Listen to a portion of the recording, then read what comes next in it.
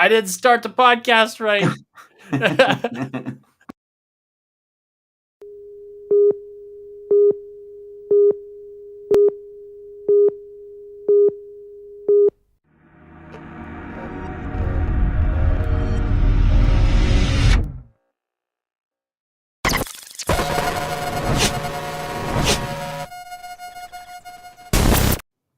And what's up, everybody?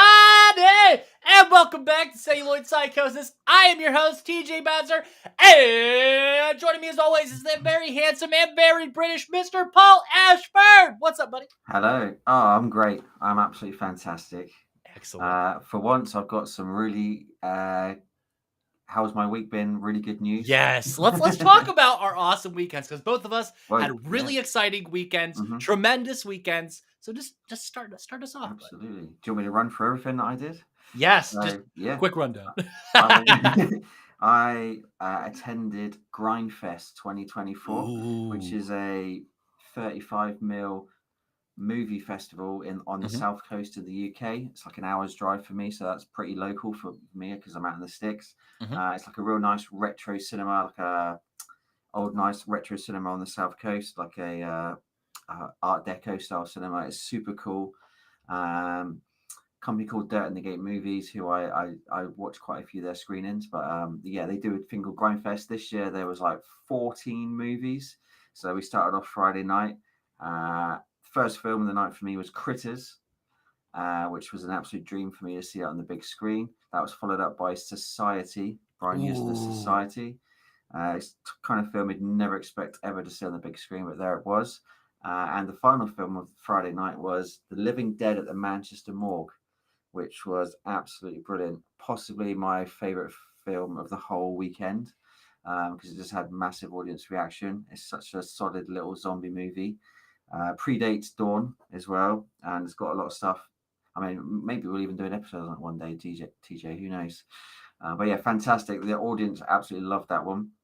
Into Saturday, we had The Last Starfighter, started us off in the morning. Ooh. Then a real curveball of Turkish Star Wars, which was interesting.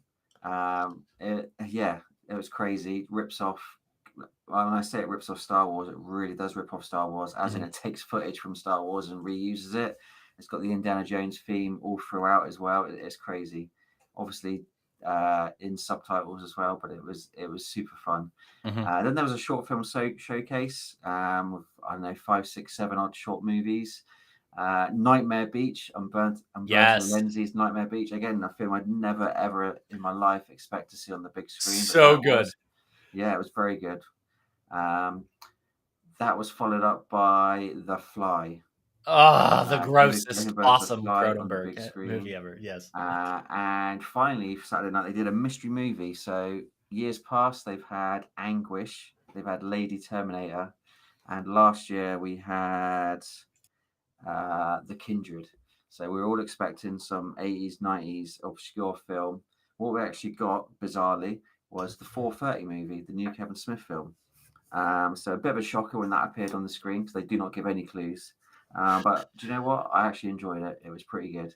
I was a bit disappointed it wasn't an old film, but to be fair, I enjoyed it a lot. So I was happy with that.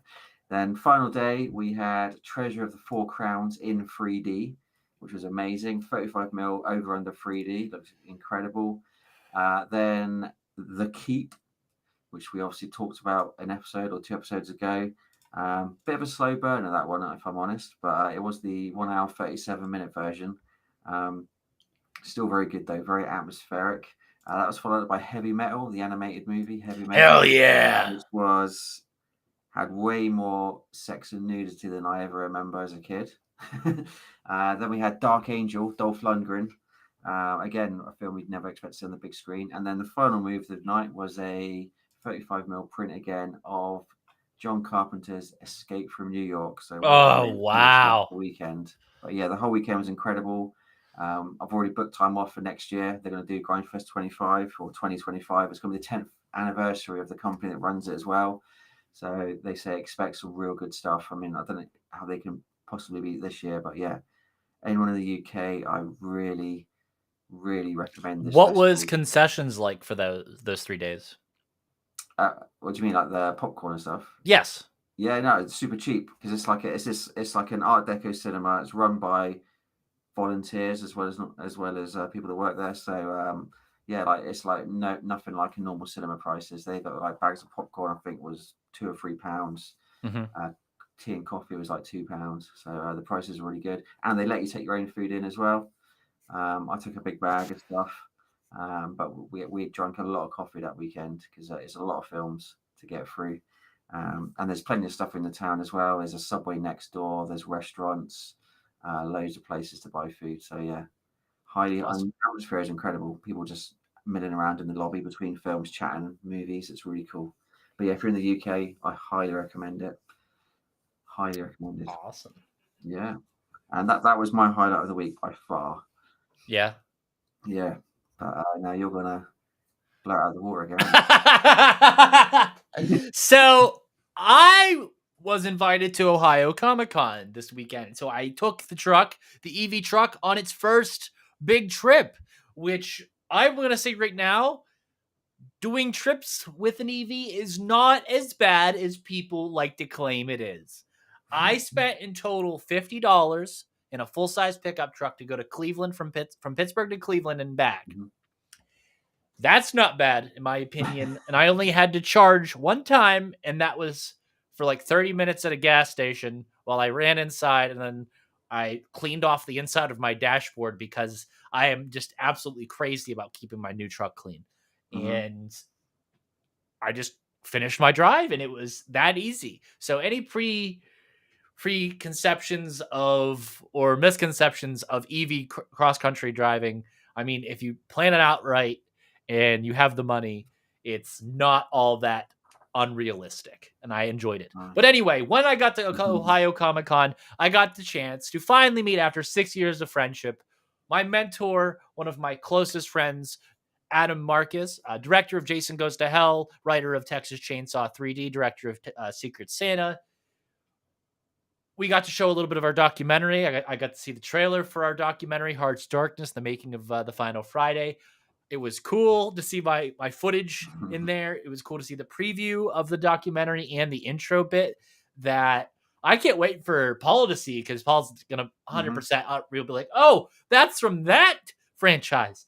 And you'll love it, Paul, because it's everything in this is like an homage, like art-wise, to something Mhm. else. And it's, it's art within art. And how can that get any cooler? Especially Yeah. for film nerds. But anyway, while I was there, I also got to meet the lovely Deborah Sullivan, Adam's wife. She is fantastic. She is just one of the best actresses ever, Mhm. and one of the best people ever. And it was truly awesome to be able to talk to her a little bit. And of course, Michael Felsher was there, Paul and I's friend. It was nice to catch up with Michael and just like talk movies again, because anytime I'm with Michael, we do nothing but talk movies, and we don't stop talking movies until we part. And it's Mhm. always fun. And I wish there was just a tape recorder in the room, because I'm sure folks would just love just the back and forth between us. And to finish off that weekend, I got to have dinner with Robert Kurtzman, Adam, and Michael and their wives. And Nice. that was fantastic. The conversations were the coolest thing ever. Meeting Robert was the coolest thing ever. Mhm. He's a really down to earth guy. Uh, Loves talking movies, of course. Loves talking insider business stuff. It's all fun. It's all fun. I felt like the whole experience was very surreal for me, because again, I'm still processing the whole "am I a film critic" type thing. Yeah. Why am I accepted in these circles type thing? But I'll take it as it is. I got some more good news about some stuff coming up for you guys that I can't wait to talk about. Paul knows about it, but Mhm. I'm getting another opportunity to do something that I've literally waited my entire life to do. So it's going to be fucking cool as shit. But anyway, tomorrow I'm seeing Megadeth for the Mhm. second time. I got VIP Nice. tickets for my daughter and my fiance. So that's going to be fucking awesome to see Papa Mustaine fucking shredding on guitar. Hopefully the weather holds out and our seats are premium. They should be for what I paid for them. I'm part of the fan club of Megadeth, Yeah. so I got them early and got like access to like the special seating and stuff. So we'll see how it Nice. goes. But outdoor stadium, huh? yes, you'll see. You'll see all the behind the scenes, Yeah. Paul. Because I'll send you pictures. Because you're my homie, my pal. But anyway, let's start this week's episode with the physical media roundup. Yahoo! So let's start things off with the Criterion Collection. They've announced a plethora of films coming to the collection. I believe this is in December, right, Paul? Yes, sir. It is Okay. indeed. Yep. So we got Eastern Condors featuring Sammo Hung. Yep. 8.5 in 4K. Federico Fellini's new wave fucking masterpiece. If you don't got it already, go fucking buy it. Paris, Texas in 4K. Wim Wenders. Harry Dean Stanton. Harry Dean Stanton, my favorite actor. If you didn't know, you haven't been listening to the show. Fucking playing. It's just the way it is. I didn't know that. You didn't know that? I'm listening to the show. But Paris, Texas, one of the best Americana films of our fucking time. I love it. You should too. Go buy it. If you haven't watched it yet, go do it. And finishing it off with the announcements, the Coen brothers, correct? Yes, sir. Yes. Yep. Why do I keep calling you sir? I've got to stop that. Sorry. Yeah. That's I'm just now. TJ, bud. Yeah. Anyway, Josh Brolin, right? Javier Bardem. Yep. No I'm glad Country. you pronounce his name, because I don't know how to pronounce his name. That's how I say it. No Country for Old Men in 4K. I love that movie. It's fantastic. I'm sure all you guys do, Paul. I do love that film, yeah. Okay. Yeah, he is menacing, the guy whose name I can't pronounce, who you've pronounced already. The bad guy. He is absolutely menacing. Well, he's also what's his name in Dune? Is he not? Yes. Yeah. Stilgar. The guy that's Stilgar. There we go. Just the spit, isn't it? Yeah. Oladib! He's a fun guy in that one, though, and he's like, Yes. like, whoa. Every time I see him on screen, you're like, oh god. But no, he was very different character in Dune Part 2. But yeah, the one scene they always show whenever you talk about No Country for Old Men, it's always the scene where he's in the gas station. Yeah, the store. Talking to the guy, and he's got the flipping the coin. It's like, oof, so good. That whole movie's so good in that ending. Yeah. Coen Brothers. What's your favorite? Okay, sidebar. What's your favorite Coen Brothers film? Oh god, that's hard. You had to watch one right now. Crime Wave doesn't count, does it? That was kind of Coen Brothers. No, I'd probably say Blood Simple. I'd say A Serious Man. I think Blood Simple was the first one I ever watched, so that's just stuck with me. So, yeah. I'm sure lots of people have different answers for that. I mean, I haven't seen all their films, to be honest. I haven't seen every single one, so yeah. Paul, you want to take the next two? Yes. Umbrella Entertainment. We have Hardware coming on a 4K release, the Richard Stanley 1990 sci-fi epic, should we call it? Yeah, that's quite big news.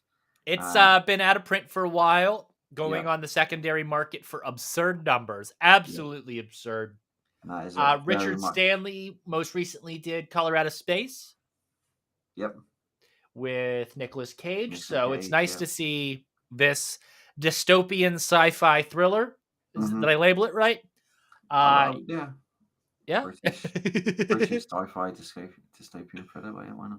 Yeah, it's got the crazy cyborg in it, which is on the cover.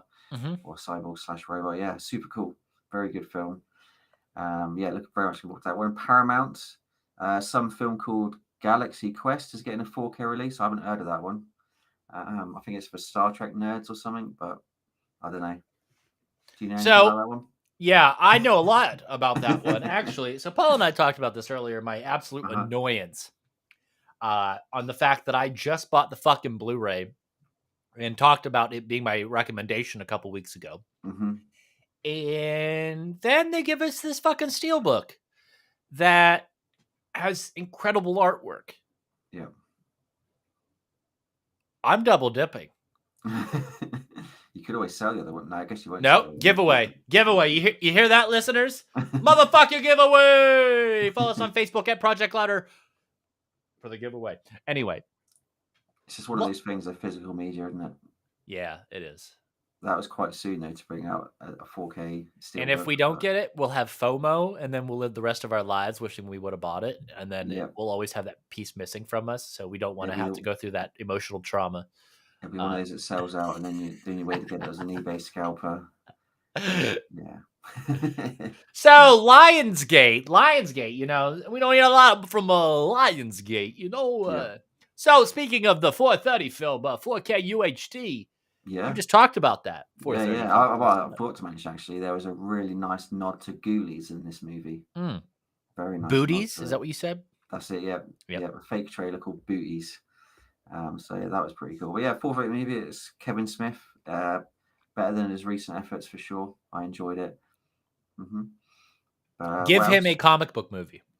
Yeah. Yeah, let's see how it goes. Kickboxer from 1989, 4K UHD. Oh yeah, And what a Stir classic. of Echoes from 1999, featuring Kevin Bacon. Well, Kevin at least it Bacon, smells like Kevin Bacon.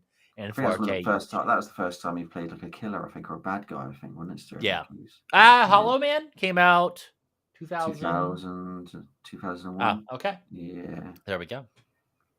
Yeah. Coming from Kino Lorber, Frankenstein's Bloody Terror from 1968, The Claim from 2000, Play Misty for Me in 1971 from 4K UHD, Two Mules for Sister Sarah in 1970, also in 4K, The Eiger Sanction. I believe these are Clint Eastwood movies, by the way, folks. 1975, 4K UHD. Below from 2002, 4K UHD, The Hunted, 2003, 4K UHD. The Visit 2015 4K UHD and Bug 2006 4K UHD. Now, if you say to yourself, a lot of these just got an umbrella release not too long ago. Yeah, I know. So if you didn't buy those umbrella releases and you are looking for a 4K upgrade, go get these because fucking Kino is bringing the heat. Paul, give us that Region B news. 88 films, good old 88 films are releasing Mortuary or Mortuary. I can't say that's an American word. Mortuary. Can we just say cemetery? Mortuary from 1983's Mortuary. Also releasing Dragon Fist on 4K UHD from 1979. I haven't seen Dragon Fist, but I have seen Mortuary. It's a pretty cool slasher, early 80s slasher. Good fun. Is it Bill Paxton, I think, in that one? Game It's Bill over, Paxton, man. yeah. Radiance Films releasing Nothing is Sacred, Free Hearsays by Louis Burnell. Have I pronounced that right? Yes. Yeah, there you go. Do you want me to do Sony? Yeah, buddy. Sony. Okay, there's a big old list here. So there's a lot of stuff coming from Sony. We have Little Woman from 94 coming to 4K UHD, which I have not seen. I think that was that Winona Ryder. Yes. Yeah. There is the Frank Capra at Columbia Collection. So is this one huge release? 20 films, I think. 20 films. Do you want me to read out the 20 films? Yeah, just don't say Blu-ray. But maybe Yeah. distinguish that it is a mix of Blu-ray and 4K films in the bundle. Wow. Just to make it confusing, huh? Yes. Cool. So we have So This Is Love, The Way of the Strong, That Certain Thing, Submarine, The Younger Generation, Flight, Ladies of Leisure, Rain or Shine. Dirigible. Are these all pre-code? It looks like it, yeah. Okay, continue. Yeah. The Miracle Woman, Platinum Blonde, American Madness, The Bitter Tea of General Yen. Wow. Forbidden, Lady for a Day, It Happened One Night, Mr. Deeds Goes to Town, Lost Horizon, You Can't Take It With You, Mr. Smith Goes to Washington, and Frank Capra, Mr. America. And that is 1928 to 1939, and I'm going to assume Frank Capra is some form of documentary made in 2024 to cap off the box set. High quality looking set, looks really cool. If you're into, like I said, those early pre-code stuff, this looks like your set for you. Yeah. Your bag, baby. So, moving on to BBC Studios. Blake 7, Complete Series 1, 1970. Have you seen that? I have not. So I've seen some episodes of Blake 7. I always, as a kid. What is that? Is that like from the 70s? British Star Trek? Yeah, exactly. Oh, okay. Well, that's what I took it as a kid. A British Star Trek. So it always looked really cheesy to me. So I never watched it. If I did watch stuff like that, it'd be Star Trek. Or actually, to be fair, Red Dwarf was what I watched Well, that was more as a teenager. That obviously came later in the 90s. But Blake Seven, yeah, very, very popular in the UK.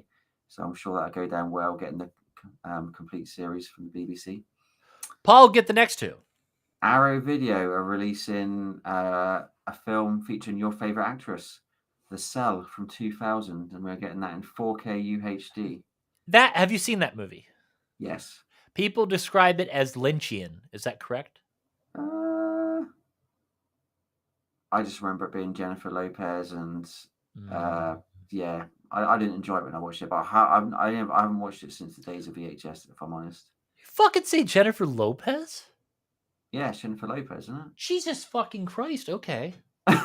That's why I said your favourite actress. I hope I've got the right film. Yeah, The Cell, yeah, I'm sure it's The Cell, Jennifer Lopez. I think it was one of her first films. Really? It was like a wild... Jenny from the block, huh? Yeah. You're going to check, aren't you? I fucking am. You ain't wrong. Vince Vaughn, D'Onofrio. Damn! Directed by an Indian dude. Tarsum Singh. Yeah. I remember it was strange, but, I watched it probably in 2000 when it came out on videos, 2000, 2001. So, yeah. Dylan Baker's in it. Dylan Baker, I never can take seriously. I don't know why. I think it's his face. Then we have Deaf Crocodile. Huh? Deaf. I've never heard of that label, but they are releasing. Used to be a Vinegar Syndrome sub-label, then they went off on their own. Of course. Okay. Trapped Ashes from 2006 in 4K UHD. Never heard. And I know for a fact you want to talk about this last one. Oh, I am. So, lastly, we got a big one. Dark Sky Films. I think we've talked about them in the past. They are doing Texas Chainsaw Massacre 50th Anniversary Chainsaw Edition 4K UHD. $300. So, for $300, you get disc 1 in 4K UHD feature film. Features HDR10 with Dolby Atmos audio. So, you get the 7.1 mix with the ceiling audio with the chainsaw. Bonus 4 feature commentaries, writer, producer, director Toby Hooper, actor Gunnar Hansen, cinematographer Daniel Pearl, actors Marilyn Burns, Alan Danziger, and Paul Partain, production designer Robert Burns, writer, producer, director Toby Hooper, cinematographer Daniel Pearl, editor J. Larry Carroll, and sound recordist Ted Nicolau. Disc number 2, Blu-ray feature film. Disc number 4, feature commentary, same as the previously. As I said, disc number 3, Blu-ray bonus features featuring new the merchandise of the Texas Chainsaw Massacre, new the restoration of the Texas Chainsaw Massacre, and a feature-length documentary, The Legacy of the Texas Chainsaw Massacre. The Cine Family presents the Friedkin Hooper, a conversation about the Texas Chainsaw Massacre between William Friedkin and Toby Hooper. Flesh Wounds, 7 Stories of the Saw, a tour of the TCM house with Gunnar Hansen, also hooked with Terry McGuinn, The Business of Chainsaw, an interview with production manager Ron Bozeman, interview, deleted ins and outtakes, Grandpa's Tales, interview with actor John Dugan, Cutting Chainsaw, an interview with Larry J. Carroll, Bloopers Reels, Harry's Hologrounds, TCSM, Dr. W.E. Burns presents Megan Grandpa, Still Gallery, trailers, TV spots, radio spots, and that's it for the 50th anniversary Chainsaw Edition 4K UHD box set coming from Dark Sky Films. Paul, what's in theaters? Speak No Evil, starring James McAvoy. It looks super good from the trailer. Getting praised for that, by the way. Yeah, it looks super good from the trailer. I think we've mentioned that before, haven't we? When the trailer first came out. It's interesting to see him having such a bad guy role. Do you think I could be an auctioneer? Yeah, I reckon so. I reckon the amount of times you said Texas Chainsaw Massacre as well, and that one bit as well was I lost count. Also in cinemas, Lee, starring Kate Winslet and Andy Samberg, amongst other people. That's some kind of war. She's a photographer or something in the war. It looks quite interesting from the trailer. With Sandberg? Yeah. What the fuck? I know. I think he's in a serious role in that one. Okay. The Critic, starring Ian McKellen. Of course, Ian McKellen I saw at the weekend in The Keep. A much younger Ian McKellen. Magneto? Yeah, that's the one, yeah. The Substance, with the return of Demi Moore. Oh. Yeah. There we go. Yeah, exactly. I think that's getting some good reviews as well. Yes. I think she's basically she plays like an aging actress who's lost all her roles because she's getting too old, and she comes across this substance which makes her look a lot younger. So they're ripping off the origin story of Clayface. Yeah. So yeah, apparently it's getting some good reviews, and it's just cool to see Demi Moore back on the big screen. This next one's interesting. Transformers 1. And I was like, Big, oh, not. big reviews, like awesome reviews. Yeah, I mean, I watched the trailer and I was like, okay, this is very different. Yeah. It's basically like the Transformers as Prequel. kids, I guess, It's or like essentially high school. before they were Optimus and Megatron. Yeah, and it's got obviously Megatron. They're buddies, aren't they? They're Yep. friends. It says in the trailer, so it's kind of how it all went down. So yeah, it looks pretty interesting. I'll probably check that one out for sure. Sidebar, I watched the Shout Factory 4K release of Transformers the movie with my soundbar turned up all the way to max. Nice. Did you get the touch? Oh, I felt it. 100%. My daughter was wondering why I kept screaming, especially when the they dropped them into the Sharkticons tank. Yeah, that's the best scene in nice. cinema history. What are you talking about? Keep going, Paul. The Killer's Game, which is a movie featuring Batista. Yes. The trailer looks pretty cool. It looks like a full-on action flick. Dave Batista weighing 240 pounds. Yeah. Weird. Yeah, he's lost a lot of weight recently. I saw actually. I don't know if you saw it. I saw a really cool video of him sidetracking a bit, touring his house. Yes, with the giant Lunchbox. dinosaurs and the lunchboxes. Yeah, that's it. Yeah, and yes. I was like, wow, he seems cool. He seems like one of us. He is 100% one of us, and because he also like breaks down why he collects, and it's the same reason Paul and I collect. So exactly. Also in the cinemas, Reagan. Yes. The Exorcist prequel, is that? Obviously, TJ talked about that one. He went and saw that one himself. Never Let Go, starring Halle Berry. Wow, Catwoman. Yeah. And Am I Racist, which I had to look at the trailer because I'd never heard of that one, and it looks pretty interesting. Yes, Matt Walsh's new film. It is a conservative type film. It's a look like at Borat, but not as outrageous. It's like Borat, but not as outrageous. It's more of like a critical look at like the current DEI programs in America.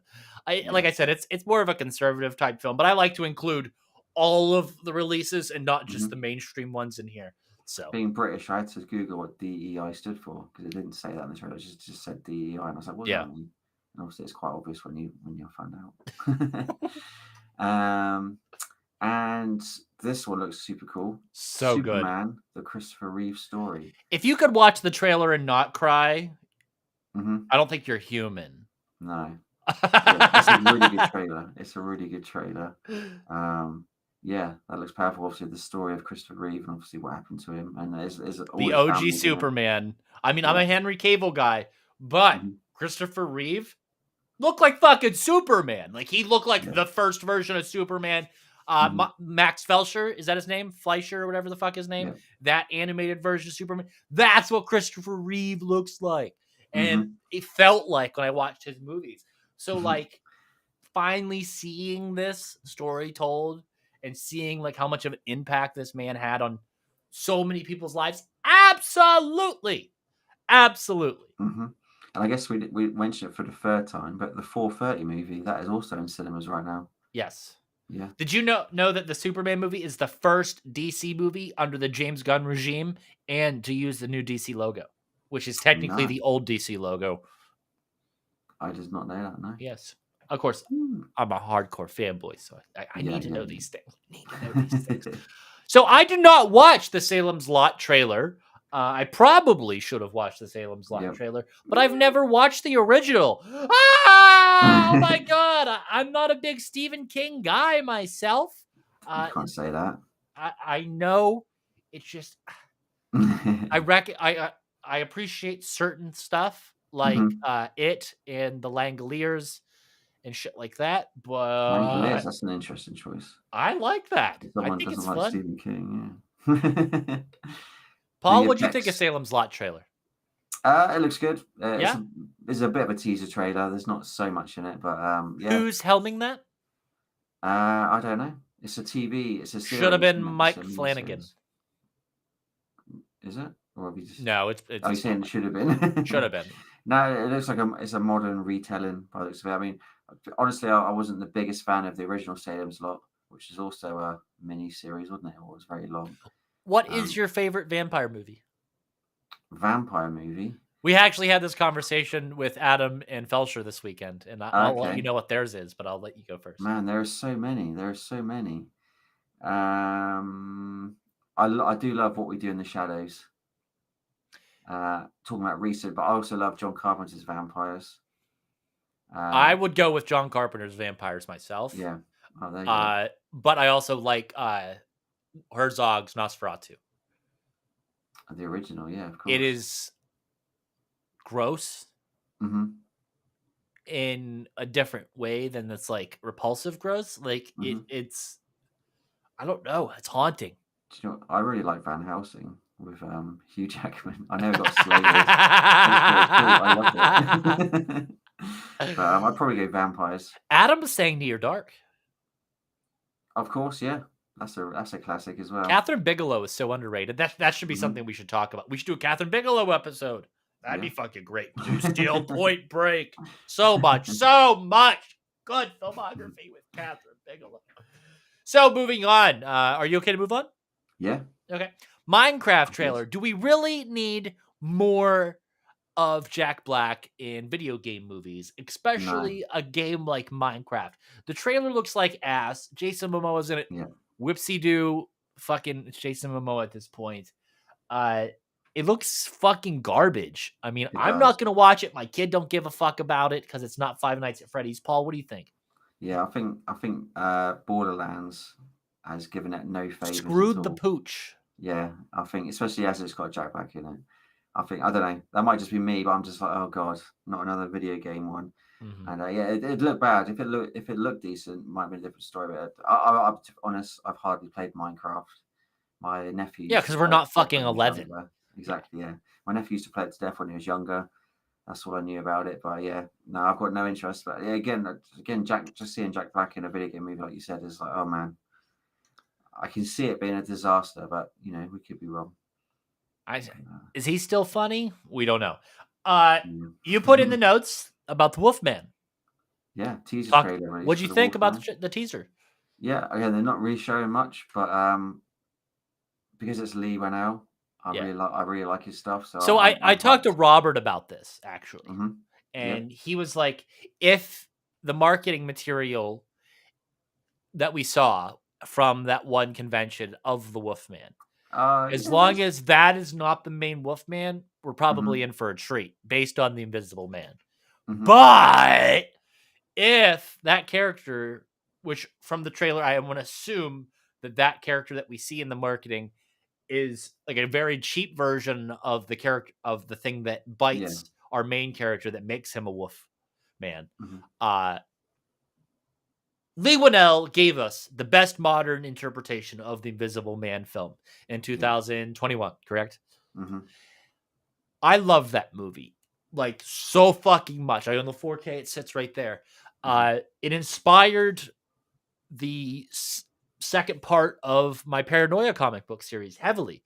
I absolutely fucking love Leigh Whannell's Invisible Man, Mhm. and he completely took this classic story, modernized it, and then took it to like this another level. I don't see him fucking up Wolfman. No. He No. did No. so good that there's no way he's gonna fuck this up. Paul, what do you think? No. It's gonna be good. I completely agree. That footage of the person dressed up, I thought that was like something from Halloween Horror Nights or something. It looked like. So I think it's It's just a cheap. absolutely gonna be bulk body horror. I think we're gonna get Yeah. like an hour and a half to 2 hours Mhm. of this man slowly transforming, and Yeah. it's gonna be fucking gross. And it's gonna be a werewolf transformation that we've never seen before. It's. Because like if we do see that guy, I hope it's for like the first 5 to 10 minutes Mhm. in the film, and like it's not like a big heavy portion of the film, like where the crow, it took like an hour before he turns into the crow. I hope Yeah. it's like exposition, gets bit by a werewolf, and then it's a setup for the rest of the film, and then we spend like I said, the rest of the film just him slowly turning into the fucking wolf man, and that'd be cool as fuck. What's All the your? faith in the world, optimism's high. I'll give you a question, and as you threw me in there with the vampires, what's your favorite interpretation of a wolfman or werewolf in a movie? Dog soldiers. Oh, okay. I Yeah, think those are solid. the coolest looking They're so tall and lanky, and I feel like that's what a werewolf should look like. Fair play. I was going to go Monster Squad because it's basic, but it's yeah, but he has nards. Yeah. This just reminded me. What are the films I saw at Grindfest? They also said nards. Really? Yeah. What was it? Oh, that's going to bug me now. You sure it wasn't Critters? No, it definitely wasn't Critters. I'm sure it might not have been Grindfest. There's a film I watched recently with a giant. There's a giant. We do watch a lot of movies, man. There's a giant creature, and it's got nards. Is it heavy metal? Was it someone in heavy metal? Yes, heavy metal with the who looks like Prometheus. You know the story. Yes. And he goes, that's John Candy. Is it John Candy's character? And he's like, I've got nards. I don't want to walk around with nards in this way. That's it, yeah. It was John Candy's character. And I was like, that's only the second time in my life I've heard him referred to as nards. So, Paul, do you know anything about this next topic? Well, I've seen the teaser trailer. Not the Penguin, the one before this. Yeah, there's like a teaser trailer, right? Is that no? There's no teaser. Yeah, yes, there is. For Batman Part 2. Yeah, there is. Yeah, when did it come out? A few days ago. I think. No way, Batman Part 2. I've watched a fake one. You watched a fake one.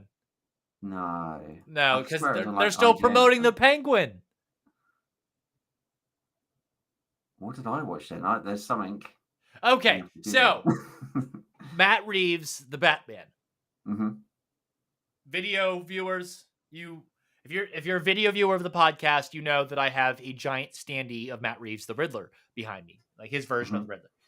One of my favorite fucking Batman interpretations of all time. I even have the shoes, the collaboration shoes that was released from Puma upstairs because I love that fucking movie so much. And I even have a small version of that same Riddler right there because it's fucking amazing. Anyway, so Part 2 is coming out soon. And of course, there's been rumors, three main rumors of who the villain's going to be. And with Matt Reeves doing this more grounded approach, I'm excited because it kind of narrows down who's this going to be? Because once you get into the Batman villain, how do you want to say it, buffet, they tend to go in the fantastical, and Reeves is not going in the fantastical. So we've seen rumors of Clayface. So of course, it's Boris Karloff's Clayface, where he's an actor who uses the clay, like the special thing that makes his face all clay and shit. I've seen ones of this Mr. Freeze most recently this week. Now back to Mr. Freeze real quick. The first iteration of Mr. Freeze, very down to earth. Very down to earth. If you go back to the comics, early Detective Comics, first iteration of Batman, the first version of Mr. Freeze, I've actually showed Brody Kane this version of Mr. Freeze before when we've had conversations about a potential Batman Part 2. Different type of thing, not a dude in a giant cold suit, just kind of a guy with a fucking cold ice fucking hydrogen fucking thing on his back that he freezes people, right? So that's an option. But they're talking about the Court of Owls. So if you read comics books, especially Batman comic books, you're familiar with the Court of Owls and of course Talon. And I would love to see, because that goes into the whole Wayne family and everything, the dark side of the Wayne family. And you wrap in the Court of Owls in it, and it's going to be dark, but it's also going to be a really crazy story. And I would love to see Matt Reeves pull that off in like 2.5 hours. And it actually fucking makes sense. I mean, he did really well with the first installment.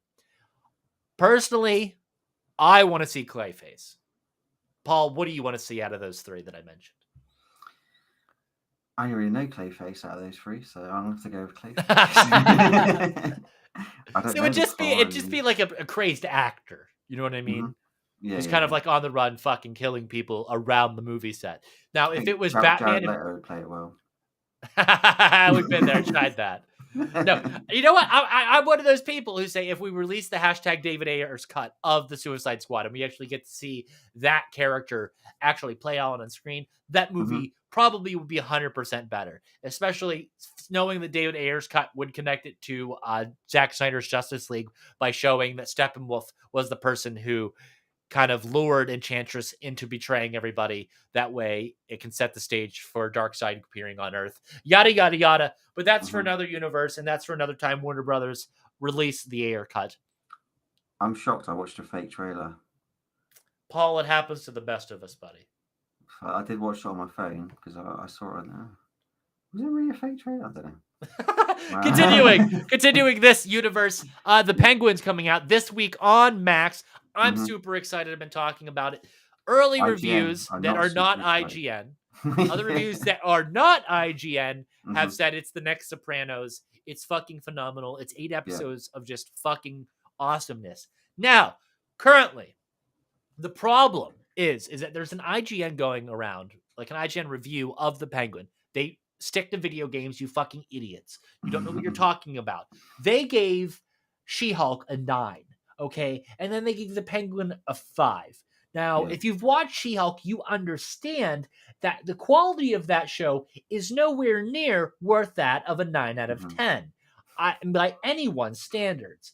Now, if they're saying this about a show that others have praised to be the next Sopranos, and they're calling it a 5 out of 10, what validity does your review site have? None at fucking all. You guys are garbage, and you have no right reviewing films. Stay in your fucking lane. Yep. This just goes to prove that they are getting paid to say these things by the fucking Mickey Mouse himself, and that's just fucking it. That's it. If Max was paying him, I bet you this fucking rating would be a lot bigger. That's all. That's all. Do people really pay attention to IGN for movie reviews, though, or TV reviews? There's a lot of comments on there. Yeah. Even I think it's like they've done it just so let's give it a intentionally low score just to get everyone talking about us. That's what I think. I'm certain the show's gonna be amazing. Like, if everyone else is amazing, it's gonna be, isn't it? Maybe we'll talk about that show on this. Maybe we'll do like a bonus thing, and we'll just talk about every episode. You know why? Because we like cinema, motherfuckers. And I think if it's Sopranos 2.0, it might be worth talking about. Yeah.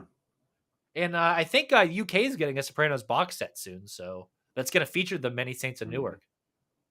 Nice. And I started the Sopranos documentary series that's on. It's not Sopranos. It's David Chase, but it's mostly Sopranos on Max that came out this week, and it's phenomenal. It's fucking phenomenal. So finishing off the other week's news. So Paul and I have gone back and forth on our James Cameron talk, right?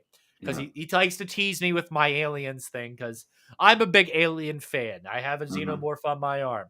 If you haven't listened to the show before, that's me recapping and everything. James Cameron likes to meddle in his films. He likes to... So James Cameron made a documentary with Peter Jackson about the Beatles, where they took old footage and restored it using some sort of AI scrubbing. So James Cameron thought, wow, this is a good idea. Let's apply this to my old films. So we've got a plethora of films featuring, but not limited to, True Lies aliens that have gotten this AI scrubbing done to it. Now, True Lies looks like an abysmal fucking mess. It looks like it was shot yesterday. I'm not a big fan of that. Aliens doesn't look bad, but it also kind of looks like it was shot yesterday. In a film that was traditionally grainy, always, like heavily grainy up to this point, it is cool to see it like this, but at the same time, there's that film preservationist side of me who's like, this is not right. This does not look right. Yeah. And it's always going to bother me and linger in my head. Now, something that really going to bother me is the upcoming release, 4K release of Terminator. Now, for those of you who don't know, that film was shot in 16 millimeter. It was a low budget film. It was James Cameron's lowest budget film, because I believe it was his first film that wasn't Piranha 2: The Spawning, right? Okay. And that movie has stop motion sequences. That movie has some makeup work that might not look the best. It doesn't nowadays, no. And to clean it up to the point where it's going to look like it shot yesterday, I think might be a detriment to the film as a whole. And I've mentioned this in the past. When you restore some of these films, it might end up affecting the viewer's enjoyment of the film. Sleepaway Camp, Evil Dead 1 as examples, because it kind of ruins that atmosphere that VHS kind of encapsulated by giving us a grainy, fucked up view of what we're watching. Paul, thoughts? I was going to say, go back to Grindfest. Last year's Grindfest, they showed a 35mm print of Terminator, and it looked amazing. It was popping, crackling everywhere. It has that tech noir feel. You know what I mean? Oh yeah. When it has all that, when it's scrubbed, it feels artificial. Yeah, Uncanny Valley. It's going to change the whole film because it's low budget. It's dark. It's one of the. It's like it's actually probably one of the first retro future aesthetic gone. Yeah. They haven't shown any clips yet, have they? Where he's restored it. Yeah. So there's hope, I guess, that he won't do it, but I'm pretty certain he will. He was pretty damning in that interview about aliens and True Lies when he said, "I'll go back to your mummy's basement if you don't like." It just goes to show that he doesn't understand his audience. No. I guess there's a bit that goes, well, it's my film, I can do what I want with it. Yeah. But yeah. I mean, at least he's not going George Lucas lengths, The problem is, I bet you Aliens and True Lies have sold very well on 4K, so it's going to justify his stance even more and just further the distance between collectors and Mr. Kim. What would be cool if he puts both versions on there, do a nice proper restored version, and then do his AI version. And maybe start including uncompressed mono tracks as well. Yeah, why not? I mean, I do make fun of people for that, but like, there's some people that like that, Yeah. So, recommendation of the week. So, the Film Desk. Yep, the Film Desk. Sublabel of vinegarsyndrome.com released The Plot Against Harry from 1969. That is a film that disappeared, then appeared again in, I believe, 89. It is what I consider one of the most important American Jewish films of the time. It encapsulates Jewish American families 100%. Cinematography is great. Acting, great. Story, great. Setting, oh my God. Fucking awesome. 60s fucking New York. How can you get better than that, Paul? It has a tremendous story. It's essentially, let me tell you the story, okay? Just the setup. This man, Harry, gets out of jail after being in jail for X amount of years. He is involved in the mob. He is the numbers man. He gets out of jail and he finds out that he has 2 adult daughters. And he's also, at the meantime, trying to reconnect with those kids and his estranged ex-wife and restart his business with the mob and kind of take back over his old territory. But he's struggling to do that because the times have changed. His territory's taken over by somebody else, other gangs. And he's kind of trying to establish this foothold and he's struggling. Meanwhile, he's also establishing these health issues very similar to Tony Soprano. And that becomes like a subplot that runs throughout this movie. So it's him constantly going back and forth between this family life and mob life while also dealing with a medical issue. Like I said, very reminiscent of the pilot for Sopranos. And then we get this amazing ending. And it kind of just encapsulates a really cool time in America, a really cool time in cinema that you don't see anymore. And it's fully black and white because of the time, and I love it. I love it because it's the writer is also the director and it's someone's singular dream.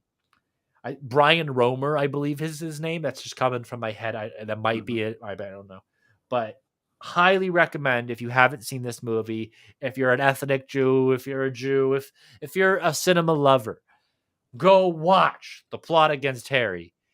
It is a fantastic movie. It's a fantastic black comedy crime movie.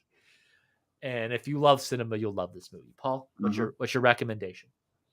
My recommendation, I'm going with The Fly. Ooh. So again, I did see this past weekend on the big screen. Film I hadn't watched for a long time, but I was really hoping I was going to gross out my girlfriend with the extreme body horror and the gore that's on display in this film. I really thought she was going to be absolutely disgusted by it, and I was like, brilliant, I can't wait to see what she says. But do you know what? She actually really enjoyed the film because it is a well-made film. It's kind of a love story. Obviously, Gina Davis, Jeff Goldblum. Um, they kind of fall in love, and then he does this Where's Jeff experiment. Goldblum from, Paul? Uh, America, Pittsburgh. Pittsburgh. Oh, I'm not familiar with that place. Anyone else from there? I didn't know that. No. It's kind of it's a love story, and Gina Davis sticks by Jeff Goldblum all through the You film. know, a lot of Cronenberg's films are love stories that are just overshadowed by you gotta crash a car and have sex first, or you gotta turn into a giant fucking fly humanoid. Do you know what? I haven't really noticed that, to be fair. I have the 4K of Crash downstairs as well. I should introduce her to that and You see how she gets go on with back and that watch one. a lot of Cronenberg films. It's just a love story with some fucked up horror element added. Yeah. But yeah, I was taken aback. I hope she I mean, she was grossed out by the fingernails coming off and the teeth dropping out of Jeff Goldblum. But other than that, it's a really strong story. It's a love film. It's a love story, a bit romantic, as well as the gross, Mr. amazing special Romantic. effects. So I highly recommend The Fly if you haven't seen it. If you haven't seen it, it's currently streaming on Disney Plus in the And UK. there is a box Uh, set from Scream Factory, yep. and I believe that it is going out of print soon. So go buy it. More than likely, there's been a long rumored 4K release Mine's in the right. works, but because Disney own it, I guess that's probably not going to happen now because Disney aren't very Right there. pro 4K, are they? Mhm. There you That's go. the Fly box set I was pointing Yeah. So, at. yeah. Paul, what's next week? Next week, we are going to review 1991's Drop Dead Fred, Rick Mahone, starring Rick Mail. Yeah. Phoebe Katz. Yep. Absolutely. I'm excited. Yeah. People think it's just a comedy movie, but it's an actually serious look at a woman's struggle with her husband and Mhm. dealing with infidelity. It is a movie that is timeless, that I watched as a kid, loved, watched an adult, loved even more. Paul, do you have the same sentiment? Pretty much, yeah. Okay. Yeah. I mean, I watched it when it came out just because it had Rick Mail in it, and also I love him from the young ones and Bottom and all that stuff. So Bottom and is his TV show with the guy from Guest House Paradiso. yep, Yes. The Aidan one that Hutchinson. starts in the intro, he punches him in the balls. Yep, Yes. exactly that. Yeah. So obviously Rick Mail as well. He did a lot of Nintendo adverts in the UK as well, so he's on our TV. So, although I'm a big Sega fan. yeah, I was gonna say that's like you're Yeah, they mad. tried to strike back because Sega had all the edgy stuff in the 90s. Yeah. So Nintendo was very much family. So they tried to strike back by getting Rick Mail on. Didn't quite work, but it was cool nevertheless. But yeah, and Phoebe Cates, absolute, I love her. So she's one of my 80s heartthrobs. I believe she did an insert in the Vinegar Syndrome release of Drop Dead Fred. She actually, she's retired now, but they contacted her and she was more than happy to talk about this film because she has really good memories of it. Yeah. So that's something that's really cool. Who's it she's married to? She's married to someone famous, and I can't remember who it is. Well, that's for next episode. We'll talk about that. Who is Phoebe Katz married to? We'll talk. If you know, let us know. But anyway, I've been TJ Bowser. That's been Paul Ashford. He's very British and very handsome. This has been an episode about physical media news and so much more. I'll see you in the next one. Tally!